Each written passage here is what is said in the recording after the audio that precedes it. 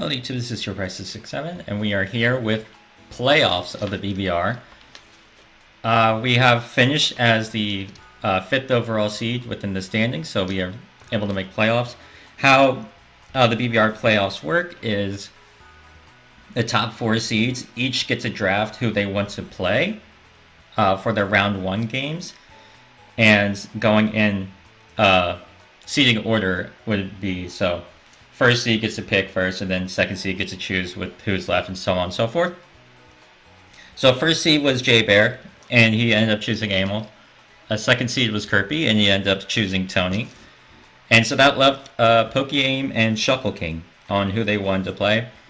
And the people left to be drafted was either me or OG Albina. And so pokeaim actually ended up choosing me. So I'm honored, I guess, would be a way to put it.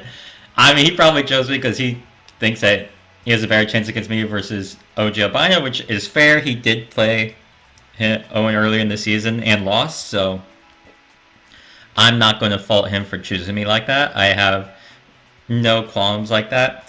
I just like to view it more as an honor instead of like, oh, you picked me type of thing, because it just doesn't really... It's like you had the choice between two people. Honestly, I would have picked me too, but besides all that, I find it more of an honor because the reason why I play Little Cup and why I'm so into Little Cup is actually because of pokeaim.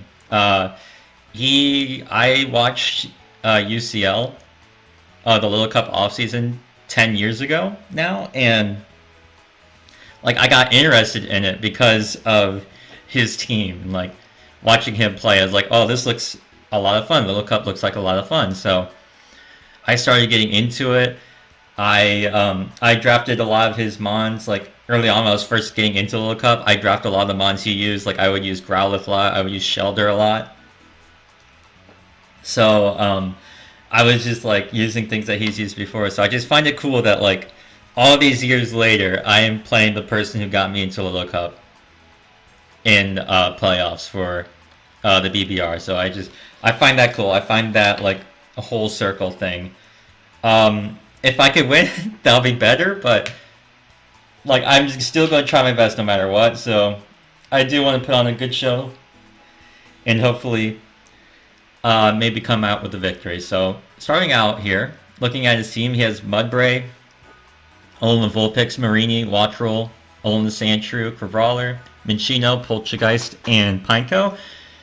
Right off the bat, you realize that 3 of the Pokemon he has are 3 that I have struggled with in prep throughout the season. Mudbray and Marini especially have been really tough in prep for me, so I do have to handle that. And of course, Crabrawler is just, insert fighting type here and 0 struggles, so it kind of what Crabrawler fits that. So we do both have Snow though, so that's fun. And like at least like Elekid does struggle a little bit with Wattrel in the way of like I can't just spam electric moves. I mean, I can't do that anyways versus my opponent. He has a Mudbray, but you get the idea. And then Minccino can be annoying. Joey has like loved to run his Minccino fat, I've realized throughout the season. I'm not going to say like that's what I expect him to do here. He could run it offensive, but it is something I should keep in mind. All that being said, we'll start with when I'm breaking. So first off, we have Makuhita with the thick fat. This Makuhita specifically is able to just take on Alolan Sandshrew kind of freely. The Drain Punch plus Vacuum Wave also takes out Alolan Sandshrew. So I could Drain Punch it, stay relatively healthy, and then Vacuum Wave it to take it out. Ice Shard, Triple Axle, Icicle Crash, Icicle Spear aren't really doing a lot since I have the thick fat ability, so it's like a resist. And I am rather bulky, so I should be able to take on stuff like Iron Head as well. So Alolan Sandshrew isn't really able to like take out Makuhita fast. It kind of is forced out. I am rocking Ice Punch plus Earthquake as well to take on stuff like Marini maybe wanting to switch in, or like Wattrel as well, like especially like in the end game, like versus my game versus I believe it was Antonio, where my Makuhita went off and like was able to take out Wattrel with Ice Punch as well. So yeah. That is my Makihita. Next we have Grookey, rocking the Oran Berry with Wood Hammer, Drain Punch, Knockoff U-Turn. My opponent doesn't really handle Grookey that well. Outside of like Alolan Sandshrew, and if Alolan Sandshrew isn't behind Snow, then it is going to get beat by Drain Punch rather easily. I am Oran Berry just so that like if Wood Hammer knocks me down 50% below 50%, I can like recover HP and stay alive longer and threaten my opponent more. And like knockoff is like early on knockoff, especially for like early intended switch-ins like Alolan Sandshrew, Wattrel, or Marinia, that matter. If I'm able to knock off a Violite on any of those three, then I am in a great position. And Grookey also can work as like an early switch-in for Mudbray, as it sets up the terrain and also resists Mudbray ground moves, which otherwise is able to threaten my team. Next we have Alolan Sandshrew. It is a Violite Slush Rush set, max speed of course, with Brick Break, Knockoff, Ice Spinner, and Rapid Spin. I'm Ice Spinner over like Triple Axle or Icicle Spear just for Mudbray alone, as I don't want to boost Mudbray's defense too much. So I am giving up the overall like obvious damage that it could do to other Pokemon just so that Mudbray doesn't just completely beat Sandshrew rather quickly, just by getting the defense boost by like small hit moves like Icicle Spear or Triple Axle. Next we have Numel with Simple with the Grassy Seed. If I get into grassy terrain, I boost my defense by 2, meaning that I'm able to take a hit from Mudbray. And then I can like throw off a burn on something like Mudbray. And if I get a Flame Charge up, Numel becomes very threatening versus my opponent's team. His resists to fire are Marinia, which does not like Earth Power, and Poltergeist. I guess technically because of Heat Proof, but then it's just neutral, so his fire resist is Marinia, which does not like Earth Power. So if I'm able to get rid of the Marinia's Violite, then Earth Power can also threaten the Marinia, which would be huge. Next we have Choice Scarf Wingull with Hurricane, Surf, U-Turn, and Air Slash. Simple Wingull set. Hurricane just to like deal more damage if I need to, like versus like Crabrawler, as Air Slash won't be able to just take out Crabrawler.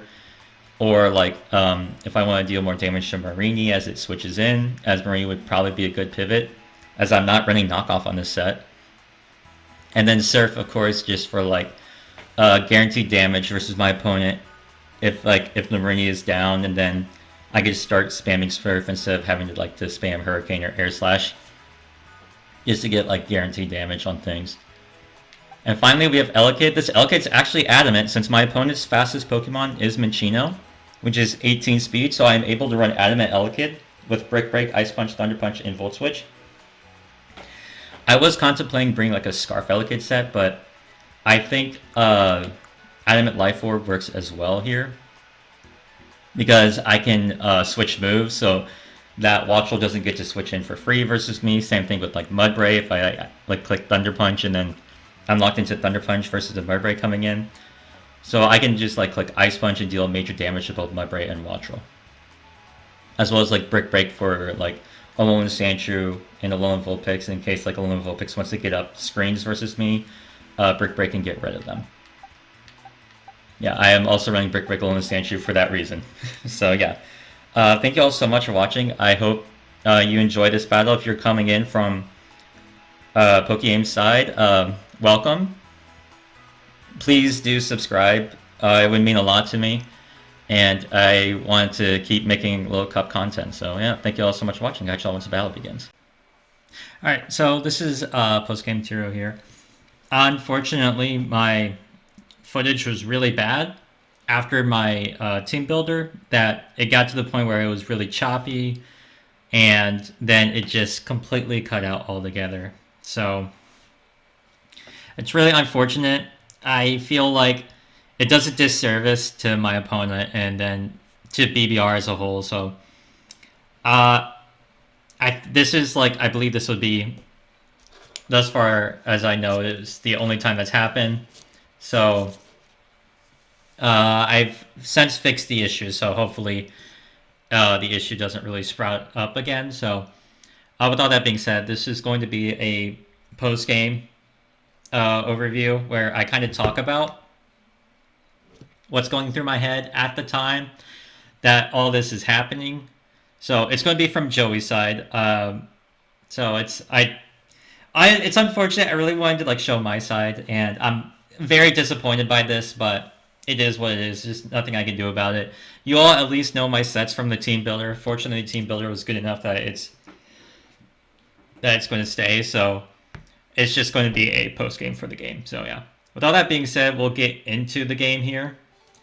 And so, looking at what my opponent brought, it's the funny thing was I brought my Alolan Sandshrew without Alolan Vulpix, and he did the exact same thing. So we are running Alolan Sandshrew without Snow this week, which I just find hilarious. But overall, it's kind of what I expected him to bring. All the huge threats, anyways.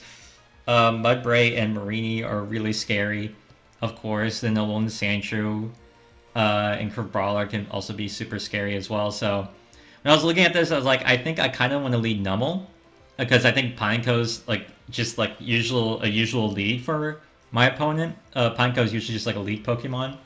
So I was like, okay, I just want to lead Numel and at least like threaten Pineco. But then I think I decided to switch against it and just go with like a regular Wingull lead, because since I am Scarf Wingull, I am able to outspeed everything and am not threatened by like any scary priority moves outside like maybe like Ice Shard or Alolan Shrew, which isn't going to be doing too much to Wingull anyways.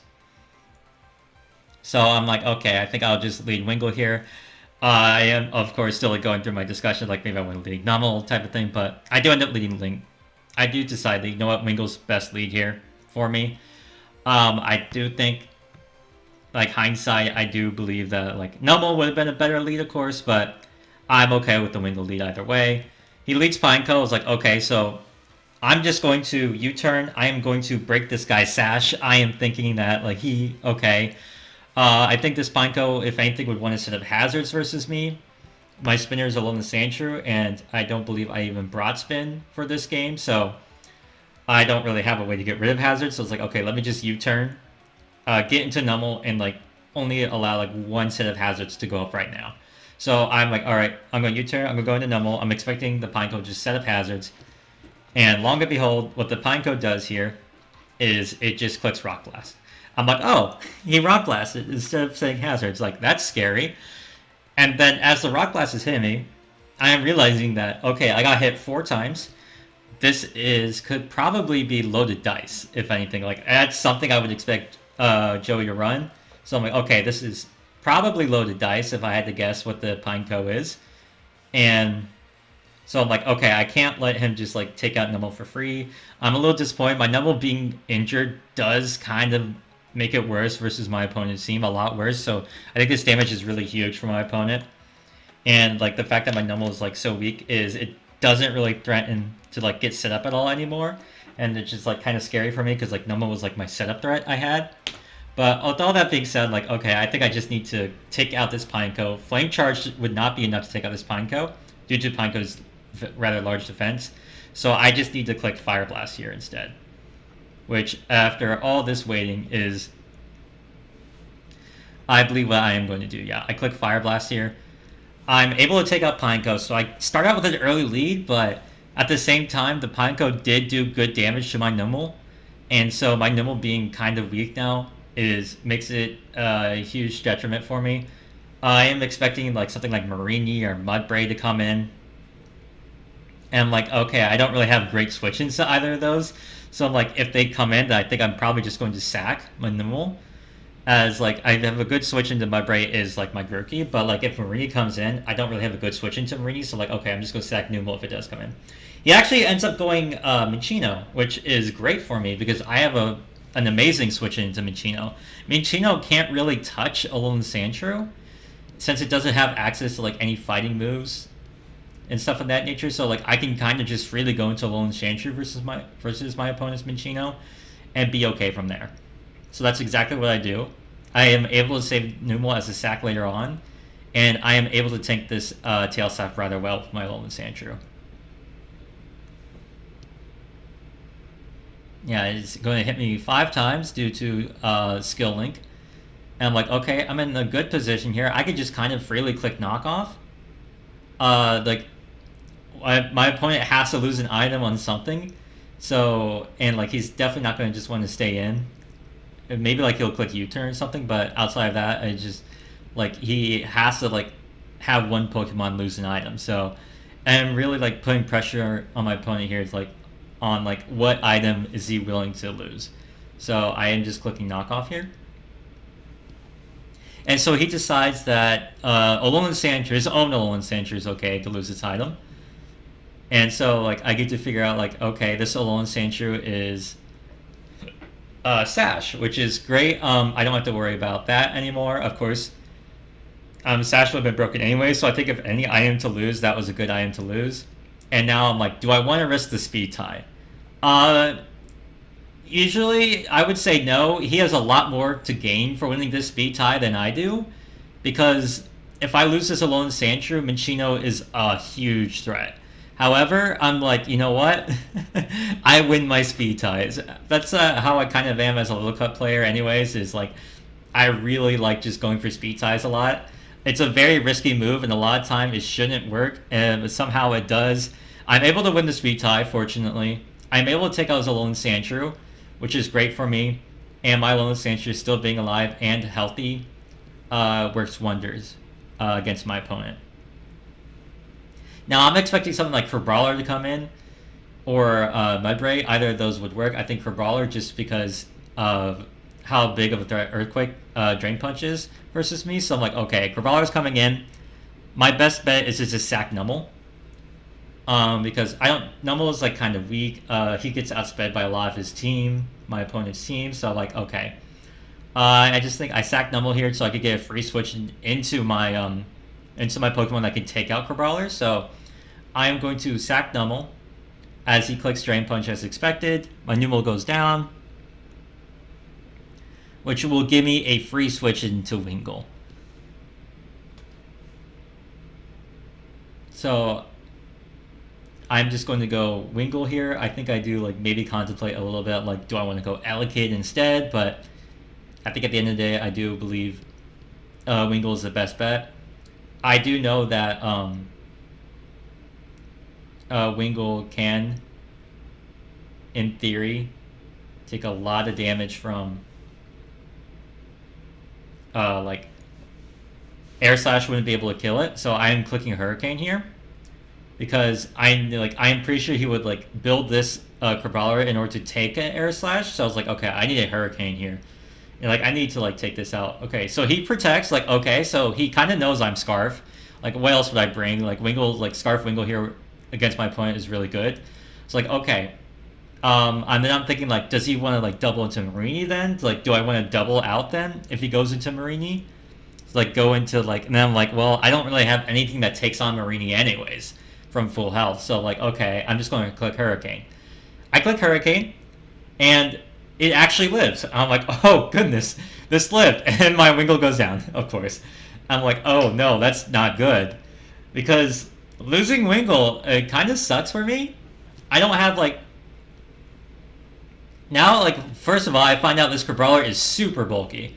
Like, he needs to be practically max Spadef, max HP, almost, to, like, take on, like, to live a Wingull like that. Like, max Spadef at the very least. So, like, okay, does this mean, like, he's not running a lot of speed then? Which, like, knowing Joey, he hasn't run a lot of speed on a lot of his bonds. He's, like, kind of running bulky. It's like, okay, that makes, like, sense. But, like, losing Wingull does still kind of suck. So I'm just going to go into my Elekid here. I'm clicking Ice Punch in case he wants to go Mudbray, because Ice Punch still does a lot to Mudbray as well, and at the same time, Thunder Punch can still like take out Marini as well. So Ice Punch is just the best way in case he wants to save this and go Mudbray. And so he does, of course, just sack it. No more Crabrawler, which is really nice, as I, of course, don't have a Crabrawler switch in. And so now I'm like, I could just like spam Ice Punch here or Volt Switch. Like, what does he want to do? He goes into Minccino, and the moment he goes into Minccino over Mudbray, that kind of tells me, like, okay, this Minccino has to be Scarf then.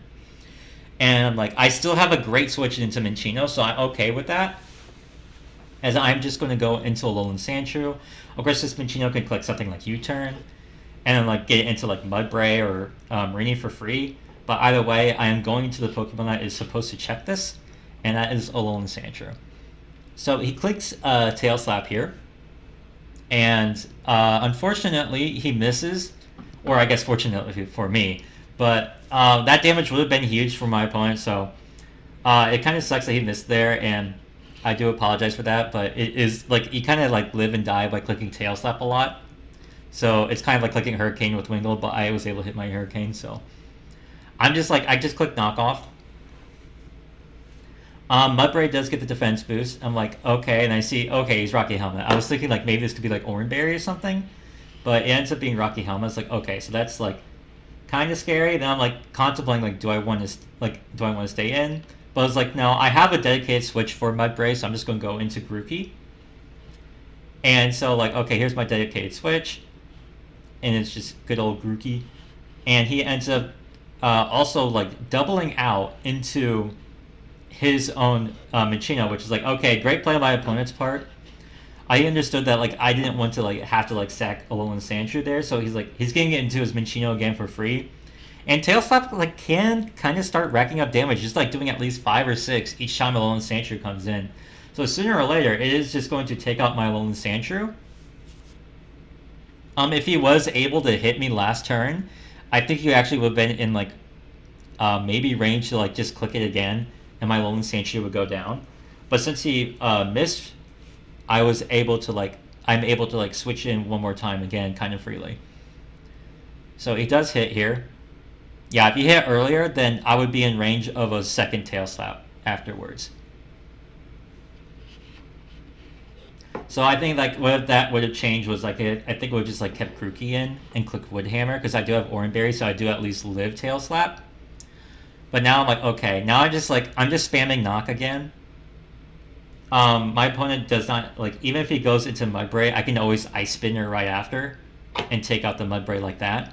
So my opponent just doesn't really have a great switch in for Knock. So I am just able to like knock off an item on like all my opponent's Pokemon. Knocking off this Marini is also huge. I figure out it's the final Violite, and so I'm like, okay, that's great. Then I'm thinking like, do I want like to stay in? At this point, I'm not exactly a great switch in for Minccino anymore. So I'm thinking like maybe I just switch in, deal as much damage as I can to this Marini so that Elekid can come in later and still threaten it. Like even though like even at full health, I'm pretty sure Elekid can still threaten Marini just to the fact that I am adamant instead of Jolly. But either way, I'm like, okay, I want to deal as much damage as I can. I'm kind of letting Alolan Sandshrew go down at this point because I don't really switch into Tail Slaps anymore. So there's no point in me like trying to keep Alolan Sandshrew alive anymore. So like, okay, I am willing to let Alolan Sandshrew go down, so I'm just going to keep spamming Knock. If my opponent decides to double again, then I am able to either A, take out Mudbray, or B, take off the Scarf on Minccino, which is huge for my Elekid in the back. And he does end up doubling right back into Minccino, which is huge for me, as I'm able to knock it off. And now my Elekid just wins. There's nothing else my opponent can do at this point outside of like live and Ice Punch with his Mudbray. And since I got that call right, I can just continue to stay in, and I can click Knock again. I can, I believe that's what I do actually. I think I just click Knock again, or either that or Ice Spinner. I believe I just Knock again. Like I'm pretty sure, because it is able. Oh no, I Brick Break. Yeah, I Brick Break because I want to take out the Minccino. Yeah, sorry, I Brick Break there so I could take out Minccino. And he ends up going Marini, which is like good switch on my opponent's part. No more grass. I'm like, okay. I don't really need Alolan Sandshrew anymore. So I'm okay with like sacking it off just so I could get more damage on the Marini. So Alolan Sandshrew goes down. But now I can just go into Elekid, and by this point, my opponent doesn't really have much to like take on Elekid. So he's just kind of stuck between a rock and a hard place, as I could just go Elekid here. As I think I'm like doing like last minute calcs. I had to like double check, ensuring that Elekid is able to like take out all of my opponent's Pokemon. The Mudbray specifically kind of being the biggest threat, as I honestly at this point I don't remember. I thought the Mudbray would be like at like 65% or whatever. So like, oh, it's like okay, so like I'm just checking, double checking, making sure like Ice Sponge is able to take on Mudbray. I believe that is what I am calculating here at this moment, and so that's why I'm taking a little bit. Also, my computer is really slow. My calc isn't loading, so I'm just like kind of hoping and praying.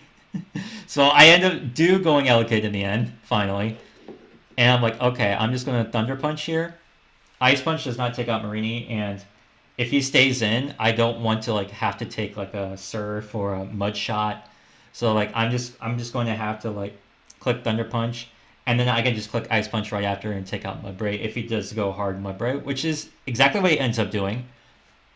And it turns out this Mudbray is actually a lot healthier than I thought it would be. I'm like, oh, wait. Ice Punch has a chance to not kill. And so I'm looking at the calcs, and Ice Punch has a 50-50 rule on taking out Mudbray here. Now I'm thinking, if Ice Punch does not take this out, do I lose?